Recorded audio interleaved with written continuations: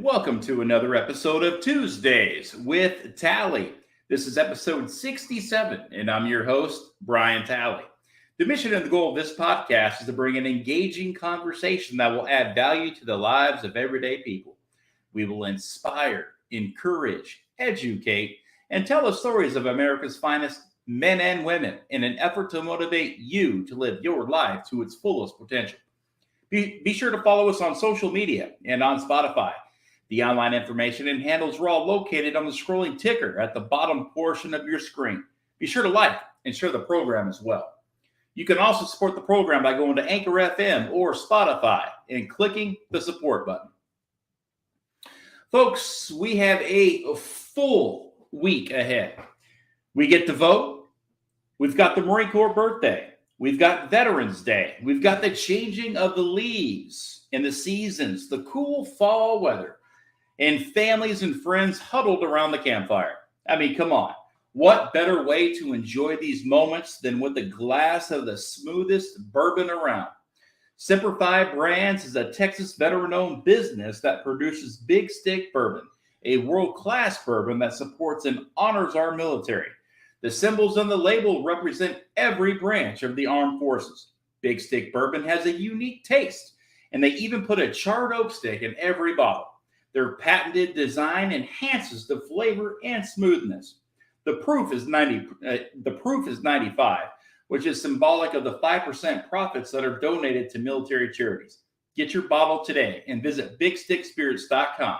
Online today to find the nearest retailer near you. bigstickspirits.com, where the size of the stick matters and the whiskey is smooth. bigstickspirits.com. Folks, we have a very special guest joining us on today's program. Damon Williams got into a bit of trouble in high school as he wasn't hanging out with the best of crowds. He was expelled for one full calendar year from high school and would have to work twice as hard to graduate with his class the following year. After graduation, he would go on to work odd jobs for a few years as he shacked up with roommates. Damon was tired of trying to make ends meet, so he joined the U.S. Army. On January 2nd, 2001, he went to basic training in Fort Knox, Kentucky, and then he went off to several other bases to continue his training until he finally made it to Fort Benning for jump school. The second his butt hit the seat on his first jump, they were instructed to turn around and go back to the pack shed. Turned on the TVs, and he watched the second plane fly into the towers. It was the morning of 9/11. Quickly after that, Damon went to NTC training for a month, then was sent on 3 deployments. 2 were back-to-back in Afghanistan and 1 to Iraq. And with that, we are honored to be joined by U.S. Army combat veteran, Damon Williams. How are you, sir? I'm good, Brian. Thanks for having me, man. Hey, look, man, the pleasure is all mine. I know we go back several years, all the way back to the days of Woodland Park High School. And hey, man, it's great to see you face to face after all these years and to reconnect with the Warrior. I appreciate it. I've been looking forward to being on your show. I haven't seen them all, but I've seen 10 or 12 of them, man. And personally, I can't thank you enough, because what you're doing is you're giving back to all of us that are doing this, man. It's therapeutic. It allows us to open up to our families and say things that, I've never said to my family. So I'm sure there'll be some things that they hear today for the first time. So, that's bringing families closer, and that's a good thing that you're doing. I appreciate it. This was put on my heart. It was a calling, and I've just answered that service. And the mission is to tell your story, to tell the stories of America's finest men and women, and to give the voiceless a voice, if you will, and to help get your stories out, because your story, along with millions of others, are very well deserving of being told, and they deserve to be told in a meaningful way that will make sense to everybody that will sit down today and listen to this podcast, whether they're traveling, they're flying, they're exercising, whatever it may be. We hope that we can come into your life for 45 minutes to an hour today and really open up your heart and your minds to what some of these fellow warriors go through on a day-to-day basis after coming home, after serving our great nation in combat, that do suffer the wounds of war. So let's get started here. Let's get to meet the early Damon Williams, the child Damon Williams. Now, look, you ran with the tough crowd in high school. You would end up getting in trouble. Take it from there. So, it basically was going to be a weekend of 4, 5, 6 of us going out doing stupid stuff like teenagers do. Should have been assigned that week in school. All these friends of mine that were going to go out with us got in trouble with their parents to the point where they either got grounded or couldn't go. So it was me and one other kid. And he basically, I didn't know this, but he was going to stay the night at my house. He brought a bag. He's like, go here.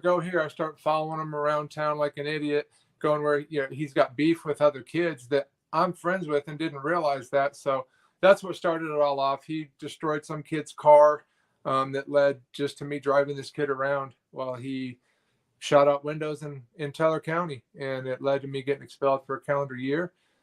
Came back and graduated with my class. It was the beginning of the fourth quarter my junior year. Came back the fourth quarter my senior year. Got 6.5 credits in 9 weeks and graduated with my class. And going through something like that at 16, you realize who your real friends are, who your associates are, and it made me grow up much faster than everybody else my age, for sure. Sure. One day you're getting in trouble and you're getting expelled. And then the very next, you're trying to pick up the pieces and you're trying to do everything you can to jam in all the work you needed to get done to graduate on time with your class after missing, a full calendar year. What was that like to play catch up? Man, it was stressful. I remember, all I did, I didn't, my days of going to the park and playing basketball and hanging out with friends, those were long over before that. I was working that whole year full time while my friends were playing basketball and going to school, and I'm working at City Market. So yeah, it was tough. Looking back, it was a big split in my life, in my path of my life. And, I planned on going to college and trying to play basketball somewhere. That was my dream. I never thought I'd put myself in a situation where I was gonna be working full time at 16 and, trying to run away from people who were following me down the path. Older brothers of kids who this guy had beef with, who were trying to 6, 7 of them in a car. I thought I was, scary stuff, man, trying to run me off the road and all sorts of things. So, it was tough. It was really difficult. What made it help was I got a job at a daycare, and the lady that worked for that daycare, Mary Jo, she became like a second mom to me. And she drove me to her house one day. I'd been working for her. She said, I want to show you something. She walked me up to her front door, to her window, just left of her door. And she said, look at there. I was like, I looked real close, and I was like, it's a hole in her window, in the corner of her window, with a BB sitting in the windowsill. I had driven by her house. My friend that was with me shot at her house. That woman knew all about my story from the papers and everything else. I played basketball with Ashley Montgomery. Ashley's mom and Mary Jo ran the daycare together, Cindy. So they knew all about me. Mary Jo still gave me a job, knowing who I was, what I had done, and treated me like a son, man. It was amazing. And that is really what helped me get through my time dealing with all that while I was still in Woodland Park.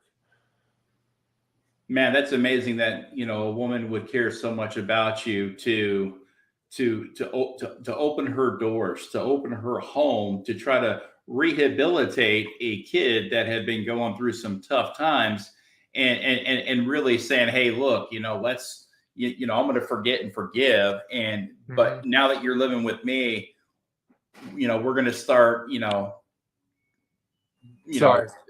bringing you back to, to what you can be, as a young adult, if you will. So you would go on, you would start working some odd jobs. and shacking up with friends and roommates and here and there. And you got to the point you were like, I want to do more with my life. There's got to be more that I can do. I want to be a contributor. How can I become a contributor? What does that look like? So you end up joining the U.S. Army. Now, why the U.S. Army, and how did you get to that decision? Well, I actually always thought that if I was going to join the military, or the military, that I was going to be a Marine. Reason being, my oldest cousin, my mom's oldest sister, her son was a Marine. Spent over 20 years. I think 20 years, and maybe he got out like 17 or 18. I can't remember. But he was, I looked up to my cousin Scott when I was a little kid a lot. I had his posters. He gave me posters, Marine posters, covered my walls. So my dad was in the Army. He was a tanker.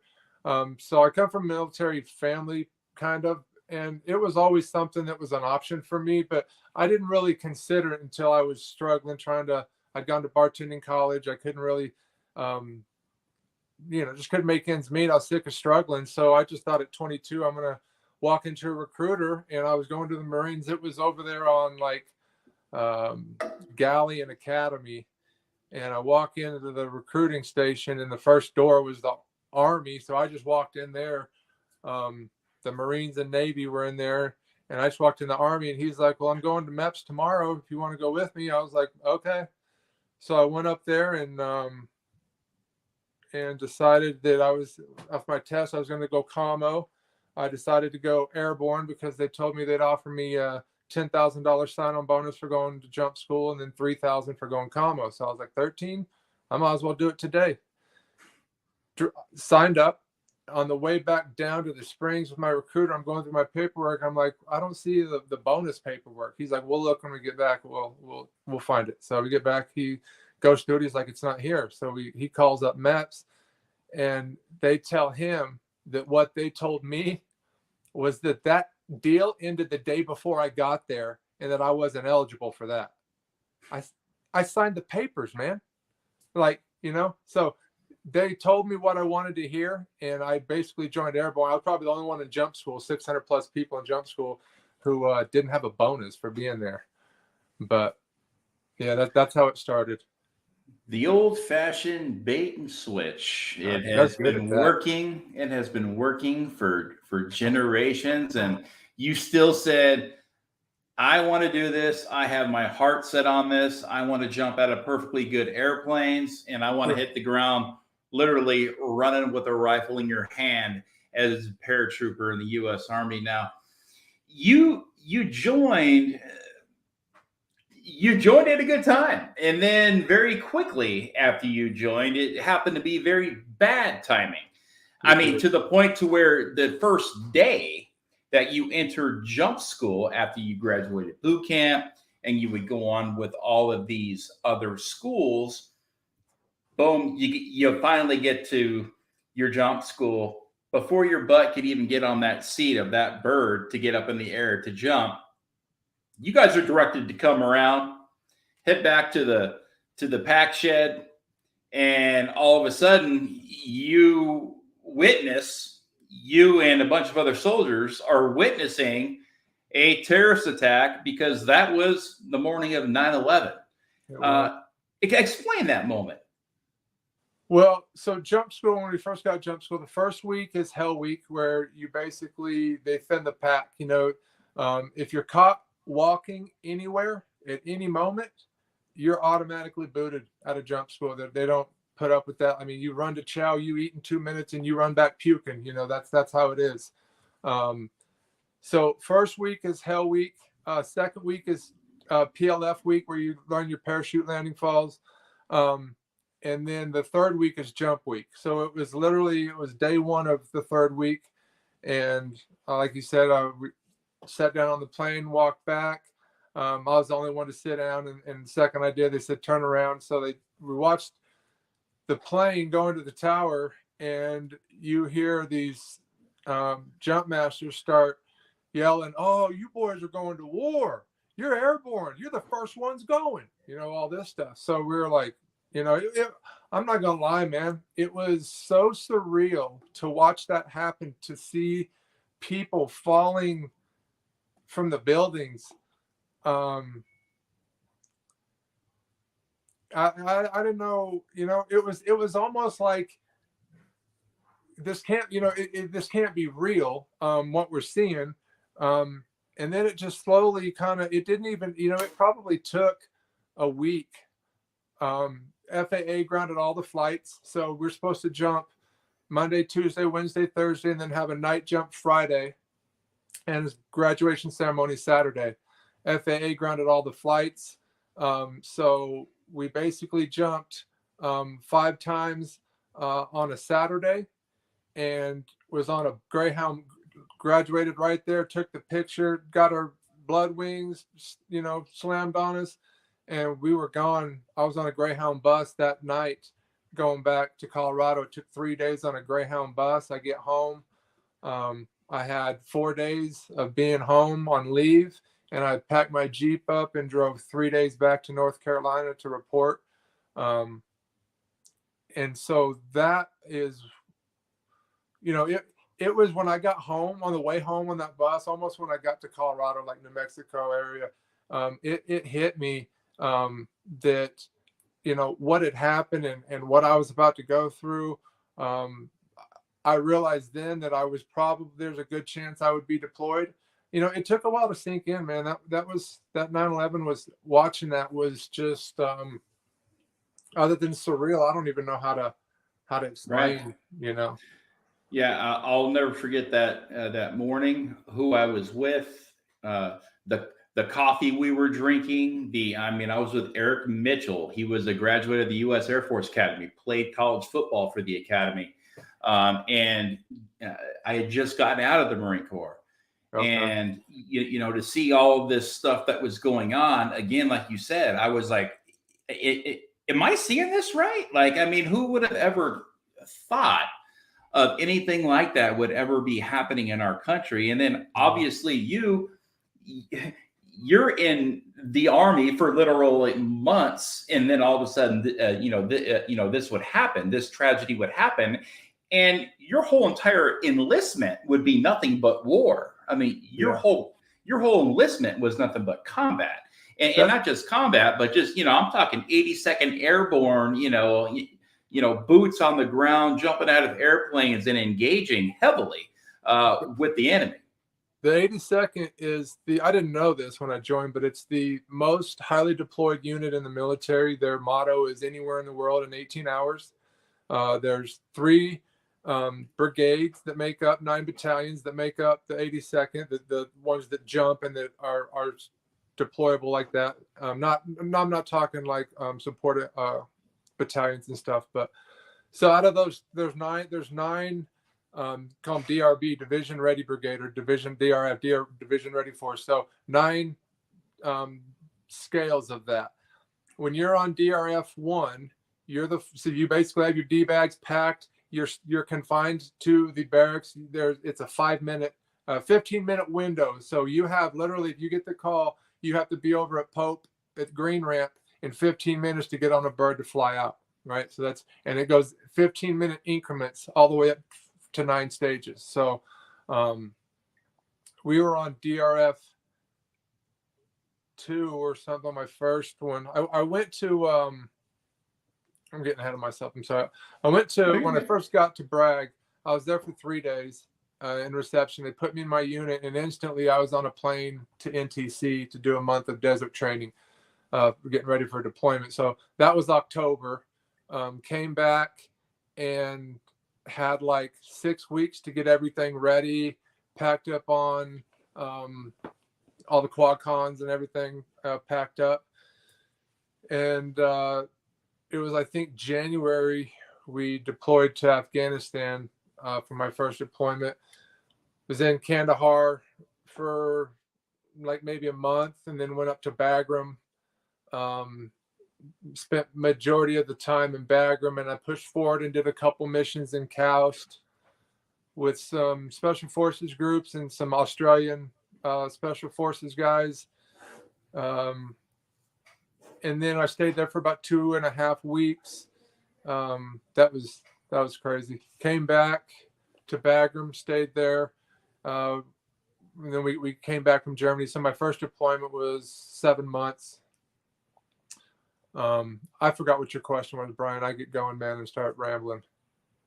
No problem. No, you're doing great, man. You get to Afghanistan, on your first deployment. Walk us through a day in the life of a U.S. Army paratrooper with the 82nd Airborne. From when you wake up to grabbing chow to going on your on your day-to-day missions, patrols, and then back for evening chow, hit the rack, and then do it all again the next morning. I want to know what it was like, a day in the life of Damon Williams as an Army paratrooper overseas serving in Afghanistan. My first deployment, so it was like Afghanistan, Iraq, and then Afghanistan again. So my first deployment Afghanistan, it was much less responsibility I had there than when I was in Iraq. I was the combo chief for the Alpha Company, so I had much more stuff to do. But Afghanistan, I get there, I'm a PFC, I'm an E3. I'm a commo guy. I'm basically helping set up antennas they have this big, huge warehouse. And next to it, we've added these tents that kind of come off the building, and those big, huge tents are what essentially become the TOC, the communication tent.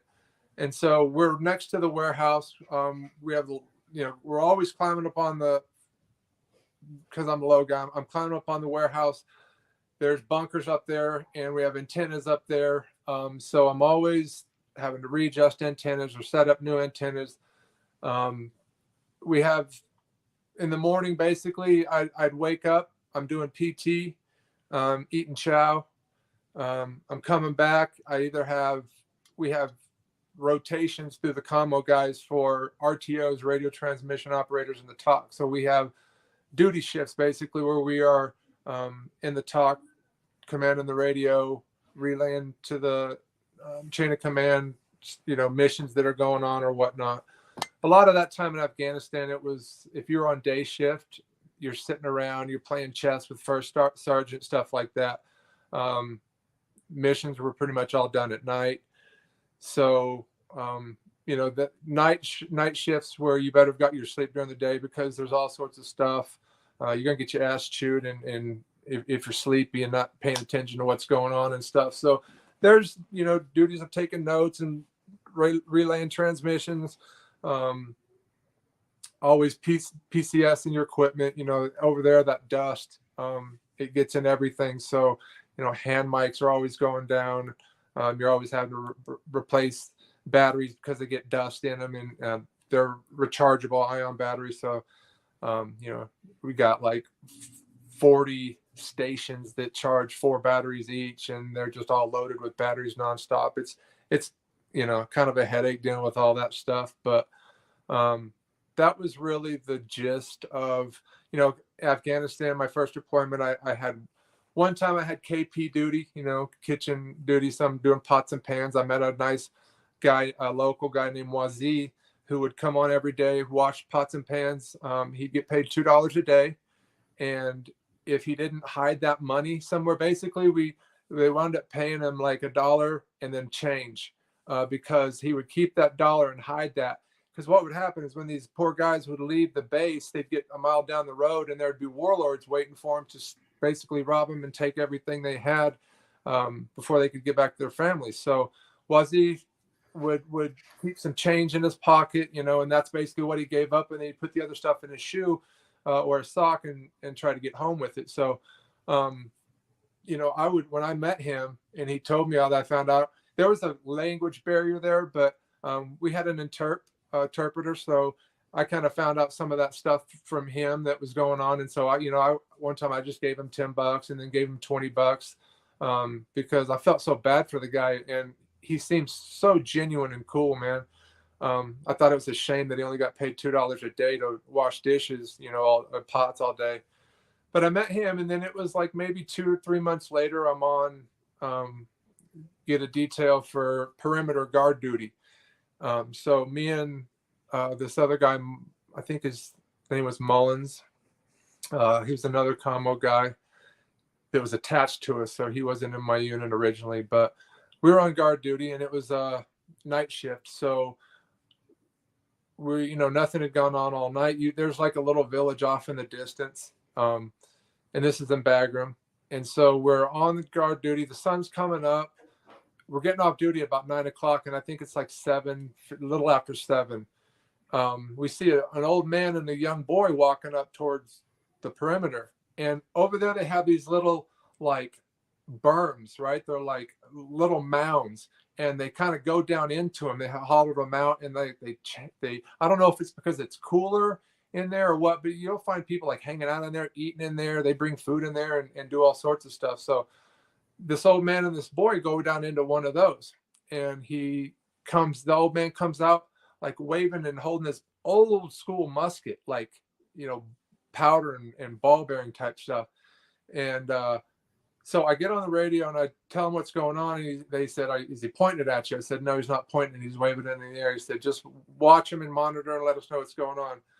So he's he's like kind of, antics, got his hands waving, and he's very animated, and he says something to which I assume is his grandson, and he like points off to the village, and the little boy like runs back this way towards the path, and he like cuts. Right when this happened, it made me think, when you get to country, they tell you, if you don't drop it, don't pick it up, and stay on the path. Don't ever walk off the path. And I'm like watching this little boy, and he cuts across to this path, and he steps on a landmine, and it blows him in the air about 8-9 feet. And he's like end over end. And all I remember seeing is like this mist cloud of what was basically, it was like in the air, and then it just kind of dissipated, right? It all falls because I realize it's blood. And I instantly call a medevac chopper. They come in, pick him up, and take him back over to the main hospital. And I got off shortly after all that got wrapped up, is when the Humvee was coming, making its rounds, dropping new people off for guard duty and taking us back. And I get back, and it's just me, man. I couldn't let that go. It made me emotional seeing that boy get blown in the air like that. And I walked down to the main hospital area, and I walk in, and I see Wazi standing there crying. And at first it threw me off. I was like, what the fuck? And I go over, there's an interpreter standing there, and I asked him, I told him what was going on. I was on duty, and I was just came to see if this boy was okay. And Wazi sees me, and he starts hugging me. And then I asked, I find out that was actually Wazi's second oldest son. He was 9 years old. He wound up dying, but from the blast, it blew his right leg off all the way up to his hip.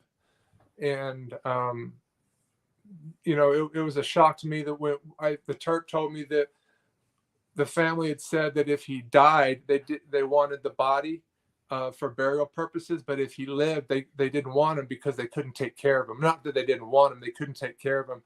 And when I heard that, man, that was just like, gut wrenching to live in a country, like to, be that poor of a country, that poor of people, where if something happens to your child, you have to let them go if they survive because you can't take care of them. It was a lot to take. And here you are, 20 years old, experiencing all this? Yeah, 22. So 22 years old, you're over there,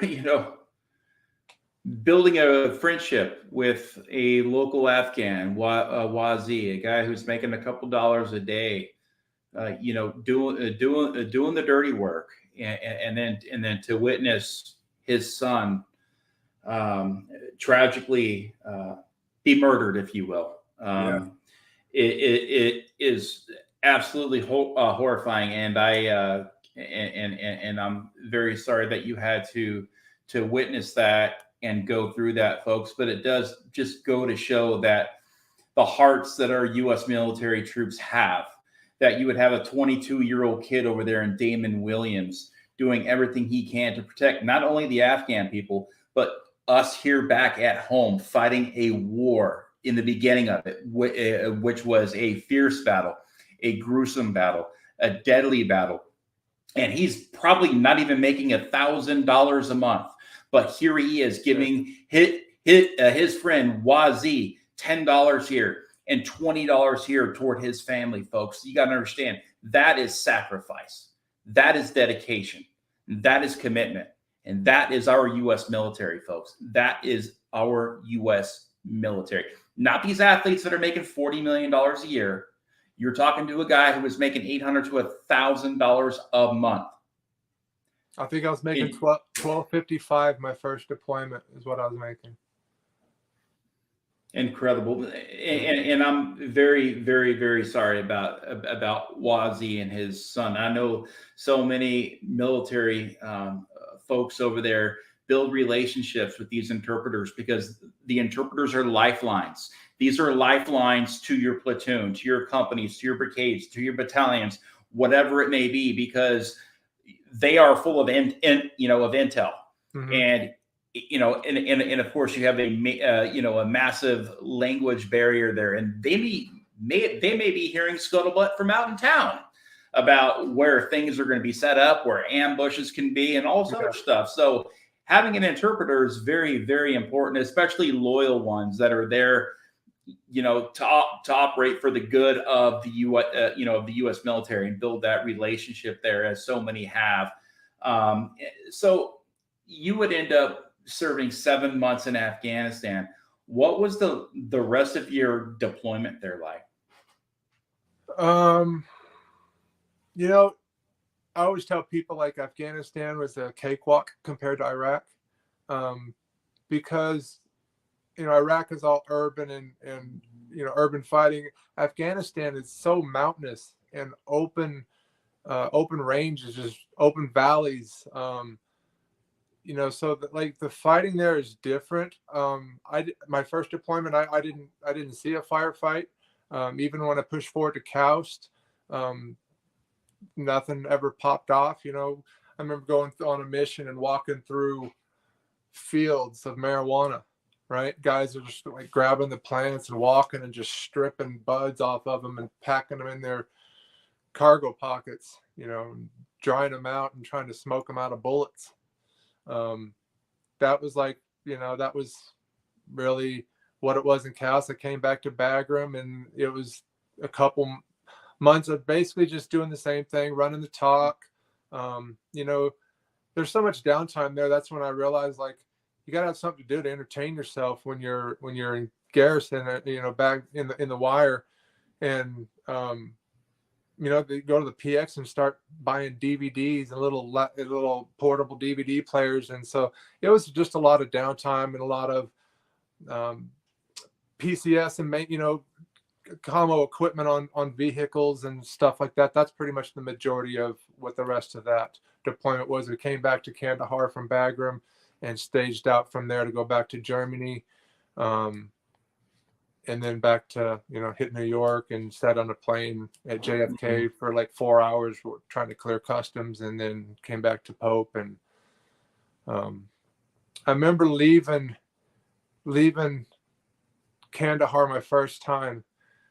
It was the same feeling when I landed. When we were coming in Kandahar, first deployment, you see all these Air Force guys checking their 9mm, putting their body armor on, and I was like, oh shit! First deployment, I don't know what the hell is about to. I'm actually thinking this door's dropping and there might be bullets flying like that. It's stupid to think of now because of what I know, but being a green thumb going into that, man, it was like I was scared when that door opened, right? And it was the same thing when we were leaving, getting going on that tarmac on that runway and taking off. It was the feeling of oh my God, I'm waiting to get high enough so that it's that feeling of please don't shoot us down as we're taking off type thing. You know what I mean? But once we get up to elevation, it was just a relief. All of us were that way, man.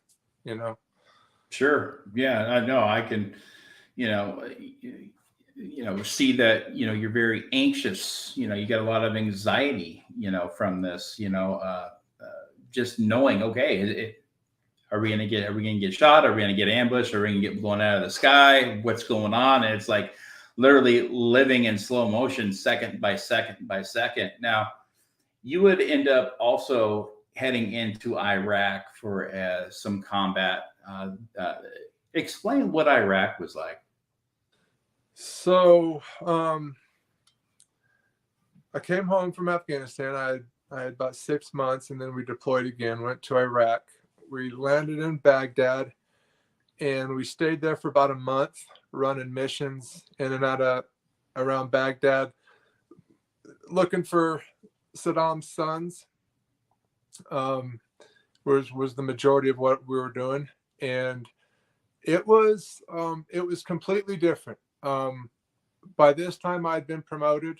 I was E5, and I moved from headquarters HHC Commo to Alpha Company Commo Chief. So I was the Commo Sergeant for Alpha Company. More responsibility. Nobody over me to tell me what to do or to watch what I'm doing. And so it was a little nerve-wracking, having all that responsibility. I was just issued a Blue Force tracker, which is a $500,000 satellite tracking system that goes in the Humvee. Because I was Commo, I was the driver for the Captain Calaguar, the company CEO. And it was a lot of, that first month was just doing missions, basically taking Black Hawks everywhere, flying around some of the most pristine lakes with palaces built in the middle of them. Just enormous, like these palaces, insane, man. Like 10 square city blocks big. And then across the river, you got 15 people living in a hut that's 150, 200 square feet big. I'm not kidding. Like, they stack all their foam bedding up in the corner, and then they hang out all day at night. It's basically just to protect them from the elements. I mean, it's the difference in living there it was mind blowing to see that. But we did a lot of missions in Baghdad, dealing with palm groves all over the place, cities. It was nerve wracking because you'd come up to apartment buildings going on missions, and you'd have kids come outside just flooding you, right? Like, they see, I had one of my grenade pouches, I actually held, it kept those Kodak disposable cameras, right? My mom sent me a bunch of them. I'd get a few of them full and I'd send them home. So like, I'd break out, I always took pictures everywhere I went, right? When I could, just because I wanted to document my deployments, for my kids and for myself and everything else. Mm-hmm.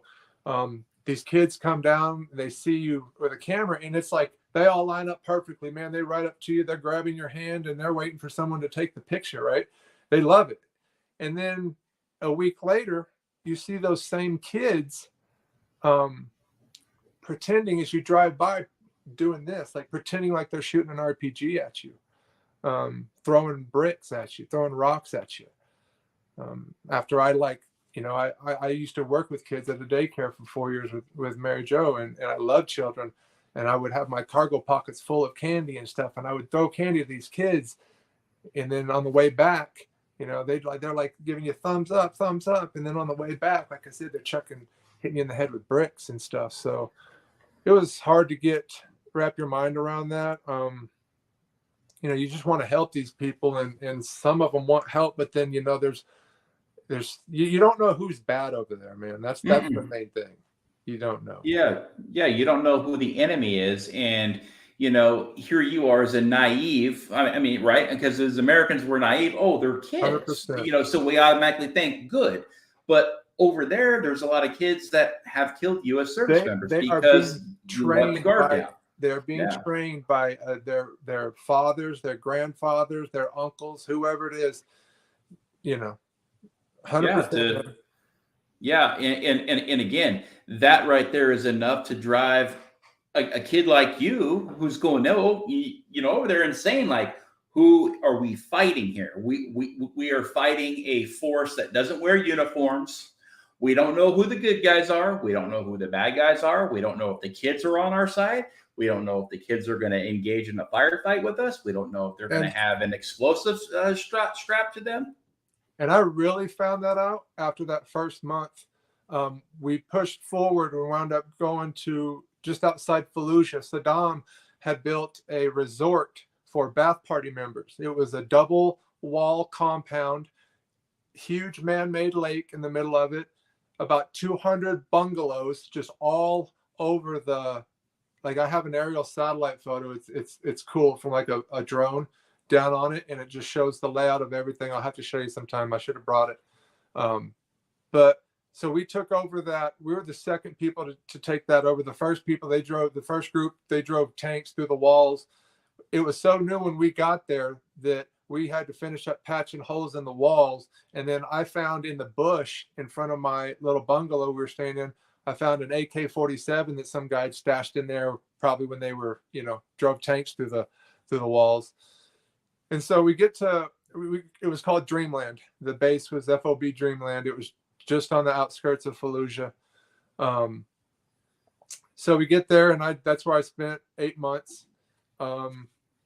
It was missions every day, 2 or 3 missions a day, every single night. It was,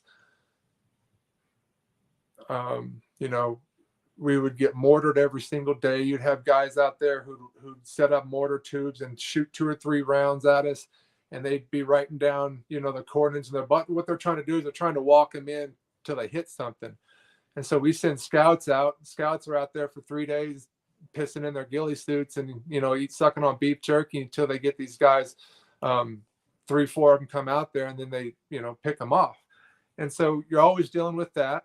The missions, it was some of the scariest shit and some of the coolest shit I've ever done in my life. It was, driving, hauling ass through the city at night, 3 o'clock in the morning, my night vision goggles on, and I'm driving. Everything's blacked out, got blackout lights on, so nobody can see unless you got night vision goggles on. And I got a Humvee. I'm in a convoy of people. I'm pretty close to the middle. I got 8, 9, 10 guys in the back of my Humvee. And as I'm driving through the city, it's like a video game, because all you see are lasers on everybody's weapons, and they're just scanning rooftops, scanning windows, scanning entryways, scanning alleyways. And it's like I'm driving and all I see are lasers just doing this, right? Cool as shit, right? It's like video game stuff. Kicking doors in, going on missions, all that stuff was awesome. But then it's like the down part of that is we go to the mayor's cell every Thursday, where the chain of command, all the generals and stuff, the lieutenant colonels and full birds would come talk with the mayor of Fallujah and the elder, like clerics, basically, I think is what they're called, and village elders, basically. So they all get together. We're meeting every Thursday, and you can guarantee, man, every Thursday, because they know our routine, there's always something going down. We have scouts over on an adjacent apartment building, because it's the tallest one in the area. They got the rooftop covered. We're all spread out and everything, but every time, you're leaving, you got missions going around, like perimeter missions, just to make sure nothing's coming in and they're not trying to set up, because there's apartment buildings that overlook the compound of the mayor's cell. So they could be up over here and they're firing down into the compound where we're at. So we had to make sure all those buildings were secured.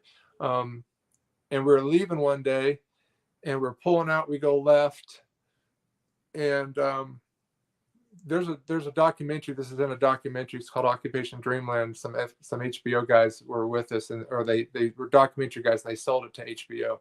It's called Occupation Dreamland, and this part is in that documentary, because they were in the back of my Humvee filming. There's a guy down at the end, and he detonates with a cell phone. He detonates an IED that he had next to the cinder brick wall, the compound wall. And so this IED goes off, boom, right? Cinder brick flying everywhere, splinters like spider webs my windshield. Took some cinder brick in the face. We did have some metal portions welded onto the doors to kind of protect you from blasts.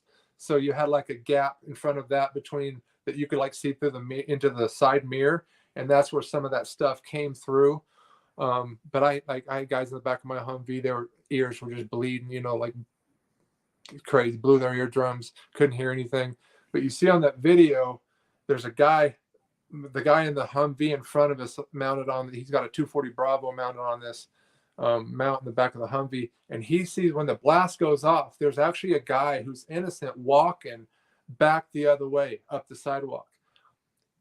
Just reaction, the guy, Morales, who was on the 240, he turns and you actually see, and how they got this on camera, it's crazy, but you see one round go in front of his head into the wall and one round go behind his head into the wall and then stop because he realized that it was not the guy that detonated it. He was on the other end of the block. But that blast left a 10-foot wide hole, 8 feet deep, totally blew a 12-foot section out of that cinder brick wall. That one didn't kill anybody, thankfully, but that was an everyday ordeal going on a mission in Fallujah, man. It was the closest thing to hell I've ever seen, and I don't want to see anything that will compare to it, basically. Yes, sir. Yeah. And again, thank you so much for your service, your sacrifice and everything that you did and saw over there. I know it's not easy to talk about, and I'm not going to, I don't want to get too much further into that, but explain what it's like coming home and getting out of the Army and transitioning from being in the 82nd Airborne and being a war dog to getting out and then all of a sudden becoming a civilian. I don't know if it's not the hardest thing I've ever had to do in my life, it's one of them. I came back and you had to make up jumps. You have to jump once every 3 months to stay active on jump to receive your jump pay, which is $150 a month. It's just stupid. So when we got back from the second deployment, we had to jump a bunch to get caught up and then more so that we didn't run into that situation again because we're going to be deploying a third time. So I came back and I jumped 5 times or 6 times on a Saturday and was going to do the same on a Sunday, but the Sunday wound up being really windy. You're not supposed to jump over 15 knots wind speed, and it was 26 knots that day, and they pushed us out of the plane. You had guys colliding. You had guys, all sorts of mishaps, man, people slamming into each other. I actually caught a gust of wind, and it picked me up. And then when it died, I started swinging, right? And I'm like doing this swinging like a pendulum thing, and I'm sideways. And as I'm coming down, I start to flail because I'm fucking flat. And the first thing that hits is my left knee. And that I didn't realize it then. They gave me physical therapy on my knee for 3 months and then cut my physical therapy so that I could deploy again. Well, I didn't realize that impact blew my L5S1 disc. So my third deployment, second to Afghanistan, I have so much sciatic nerve pain down my leg that my platoon sergeant, Sergeant Young, pushed forward and did my job for me. I stayed back and helped run the talk. That was a 6-month deployment, came home, and I had 6 days to clear and get out. That was my 4 years. It was more time spent overseas than in the States in 4 years. I got out. I went and saw my brother for Thanksgiving in Florida. He was living in the Keys at the time, so I with a buddy from high school, Brandon, and went down and I spent Thanksgiving with him, and then I drove back home to Woodland Park. I got home. I was living at my parents' house, and my clock, I was still on deployment time, right? So I'm sleeping during the day and I'm up all night. My mom would get up and she was a manager at a casino in Cripple Creek at the time, and she'd get up at like 4 or 5 o'clock in the morning, and she's like, "What are you doing up?" And it worried her. I was like, I just can't sleep, all this other stuff. I didn't realize, I didn't know then, but later my mom told me that she had hid all the guns in the house. My dad was a police officer when he was alive. So she said that they hid all the guns in the house because they were afraid that I was going to kill myself. And that was an eye-opening moment for me. When that happened, I'd already moved down into an apartment with a friend from high school, Adam. We were roommates for a while, and then I got my own place. And, that's when within that first year, I've always been a nice person. I've always wanted to help other people. It makes me generally feel good to help other people. That's just kind of who I've always been. When I got back, I can't explain how angry people made me for just the most minute things, not using a blinker to cut in front of me, to get over. I would lose my shit. I would follow people home. I would cuss them out. I would threaten them. And then I would realize, what the fuck am I doing? I would start crying. I'm a mess. I try to get myself home and lock myself in my apartment and just like cry myself till I basically pass out. And I spent a lot of time doing that. There was entire summers that I didn't even leave my apartment to go get groceries. I'd have my friend Emrys come over. I'd give him a grocery list and my debit card. He'd go to King Soopers and get my food for me and bring it home. I didn't leave for months, man. I went from loving people to feeling like I hated people, and I didn't know why.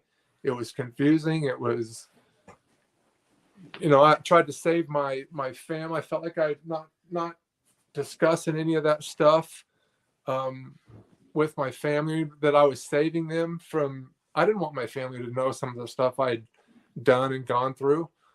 I didn't want to add anything to their stress that they were having for me, coming back. I couldn't hold down a job. I was working for a granite place, fabricating and installing granite countertops. Got fired from that. I had my bartending degree that I got in bartending college in Denver. So I went to Cripple Creek and was bartending up there. And then that's when 11 months in is when I was having so much pain from that injury. I didn't know that my disc was blown. So about 11 months in, I went to the VA and found out that I had a blown disc, L5S1. That was November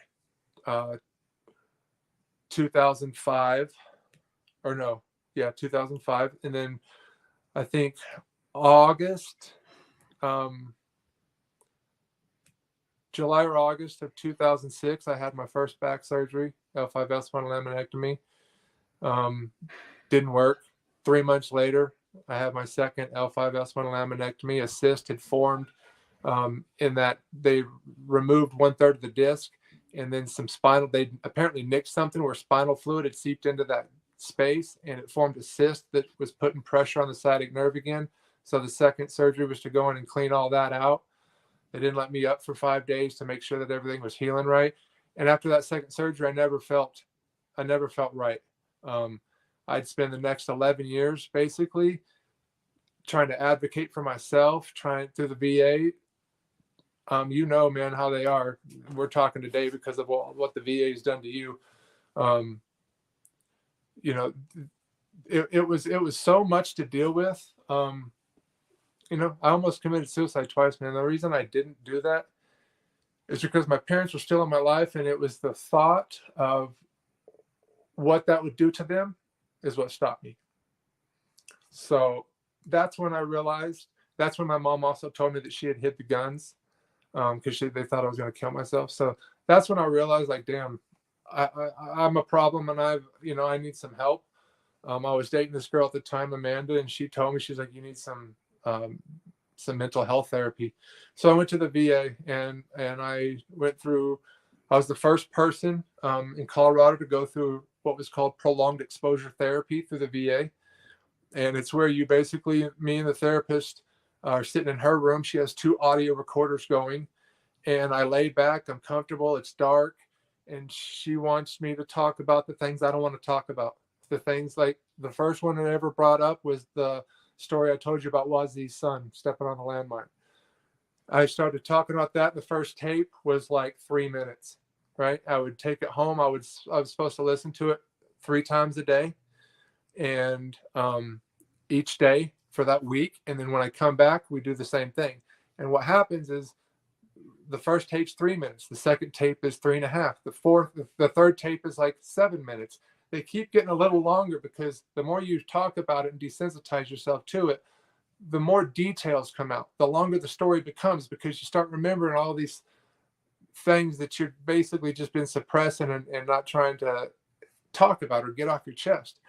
And so doing that, that's really what it does. It kind of desensitizes you. And I got to the point after months of doing this, tapes were like 15, 17 minutes long at this time.